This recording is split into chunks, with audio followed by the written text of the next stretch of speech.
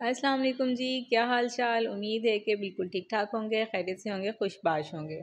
Welcome to my YouTube channel beauty of life with Sadia ji. तो देखें आज के दिन का आगाज़ मेरा कैसा हो रहा है कि मुझे ना एक जूता है और एक जूता नहीं है, मुझे मिल ही नहीं रहा। पूरे घर में मैं ढूंढ रही हूँ, यार मेरा जूता कहाँ चला गया, बच्चों बता दो जूता कहाँ चला गया। कोई कुछ नहीं बोल रहा। और ना ये कल शाम में ये लोग खेल रहे थे ना, बल्कि दोपहर में जब खेल रहे थे तो इन लोगों ने मेरे जूते को कोई ठुड्डे वुड्डे मार के कहीं ना घुसा दिया है। अब वो मुझे मिल ही नहीं रहा, मिल ही नहीं रहा। अब ऐसे होता है कि पता नहीं सोफे के नीचे चिपका हुआ है कि किधर चिपका हुआ है, पूरे घर में ढूंढ लिया है, मिलने का नाम नहीं दे रहा। और ये वो नहीं, ये इधर छुपा हुआ है। सिर्फ ये एक जगह रह गई ढूंढने के लिए, तो वो उधर छुपा हुआ है। मैंने इस्त्री वाले टेबल के नीचे भी देख लिया, हर जगह देख लिया, तो फाइनली फाइनली मुझे मेरा जूता मिल गया, अल्हम्दुलिल्लाह। आपके भी जूते घूमते ही होंगे घर में। ये बच्चे जो है ना, ये ठुड्डे मारते हैं बड़ी ज़ोर ज़ोर के और ना इसको फेंक देते हैं सोफ़ों के नीचे। अच्छा ये ना, ये ट्विंस पैक है नूडल्स का, नया आया है मार्केट में, मुझे लग रहा है, या मुझे भी पता चला, आप लोगों को पता होगा तो। Twin pack.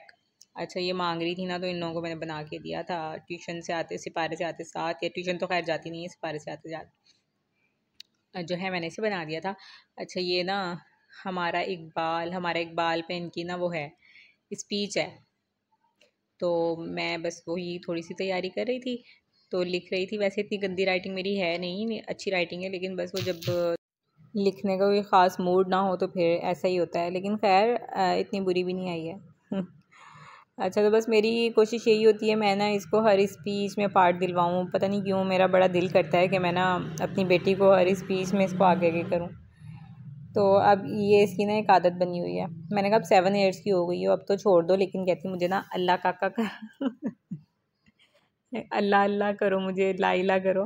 मैंने कहा मैं आपकी टीचर को सेंड करती हूँ ना ज़रा आपकी वीडियो बना के, ये अभी भी अल्लाह ला इला करवाती है, अल्लाह काका करवाती है, 7 ईयर्स की हो गई है। तो बस बच्चे भी अपने लाड उठवाते हैं ज़बरदस्ती। और बेचारी थक भी बड़ा जाती है ना, बच्चे बहुत थक जाते हैं, ट्यूशन जाते हैं, उधर जाते हैं। जब भी मैंने इसे ट्यूशन से हटा रही, मैंने कहा नहीं, उससे अच्छा मैं आपको पढ़ाऊँगी, इंशाल्लाह मैं आपके ऊपर मेहनत करूँगी अच्छी। अच्छा तो फिर ना रात में ये आलू चीज़ पराठा लेके आए थे।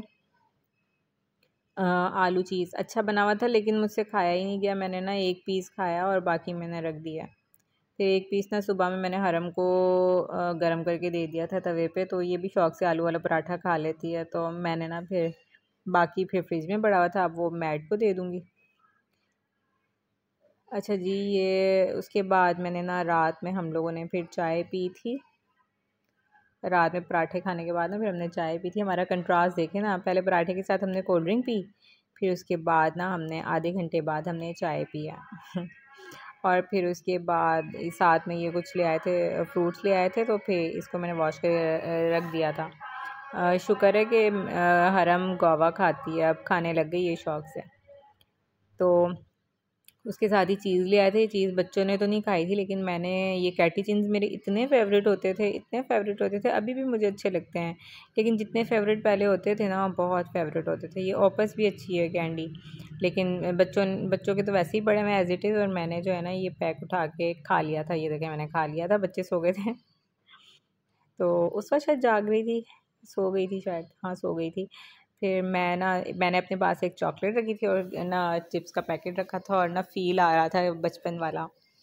बड़े बड़ी चीज़ें खाई हैं यार बचपन में, इतनी चीज़ें खाई हैं, इतनी चीज़ें खाई हैं। जब ट्यूशन जाना होता था उससे पहले प्रॉपर हमारी शॉपिंग होती थी, चिप्स वगैरह की और चॉकलेट्स की। और उसके बाद फिर हम जाते थे।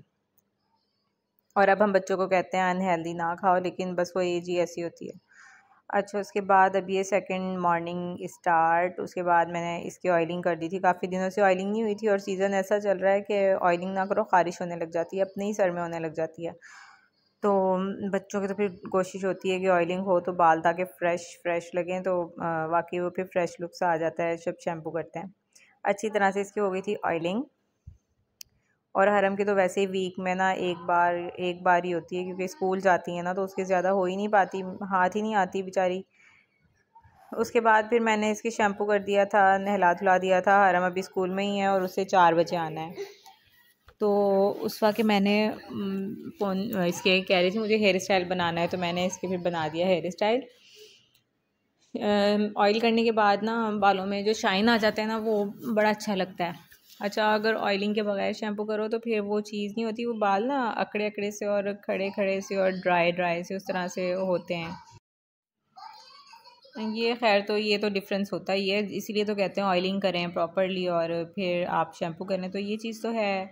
इसलिए तो कहते हैं कि केयर करें, ऑयलिंग करें। ऑयल जो है बालों की ग़िज़ा है जो हम उन्हें देते नहीं हैं, दे नहीं पाते। लेकिन जो लड़कियां शादी से पहले ये कर पा रही हैं तो फिर वो तो ज़रूर करें। शादी से पहले स्टडी में होती हैं लेकिन फिर भी यार कर सकती हैं, बाद में कुछ बच्चों में उलझ जाता है बंदा तो इतना ख़ास हो नहीं पाता। बाद में भी खैर करना चाहिए, तो वरना बाद में छोड़ देते तो बालों का हाल फिर वही हो जाता है, तिनकों की तरह खड़े हुए हो जाते हैं। तो बस जी फिर ये मेरी जो है दोपहर तक की रूटीन है। उसके बाद मैंने आज उस ने ट्यूशन जाना है, इसको मैंने ट्यूशन छोड़ देना है। आज सिपारा पढ़ने भी गई हैं और अब इन्होंने ट्यूशन जाना है, तो फिर मैं दोपहर में से छोड़ दूँगी ट्यूशन। तो बड़ी खुश है अपने ट्यूशन जाने पे। अच्छा जी, तो चैनल को लाइक सब्सक्राइब कर दीजिएगा। अल्लाह हाफ़िज़।